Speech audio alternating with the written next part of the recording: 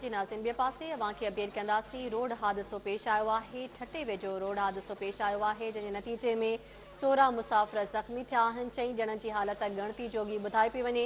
कराची खां टंडो मोहम्मद ख़ान वेंदड़ वेन क़लटी थी पई आहे। तफ़सीलात सां राब्तो कयो आहे KTN न्यूज़ रिपोर्टर महबूब रोही सां। जी महबूब, छा अपडेट्स आहिनि? जी थोड़ी देर अॻु में कराची खां टंडो मोहम्मद ख़ान वेंदड़ जेका आहे मुसाफ़िर वैन वो छिरक जे वेझो शेख सूमार वटि हिकु मोटर साइकिल खे बचाईंदे क़लटी थी पई, जंहिंमें 16 ॼणा जेके आहिनि ज़ख़्मी थी पिया आहिनि। ज़ख़्मियुनि मां 4 ॼणनि जी हालत ॻणती जोगी ॿुधाई पई वञे। मोटर साइकिल खे बचाइण जी कोशिश बावजूदि मोटर साइकिल सां गाॾी टकराइजी वई, जंहिं सां मोटर साइकिल सवार ज़ख़्मी थी पियो आहे। मजबूरी तौर ते 16 ॼणा ज़ख़्मी थी पिया आहिनि, जिन में नूर रहमान, शफी आराई, आज़म कोराई, उमेद अली, मरी, असगर, ज़ौर, नजुमा, तनवीर, फातिमा, साइमा, गुलज़ार ऐं ॿिया शामिल आहिनि।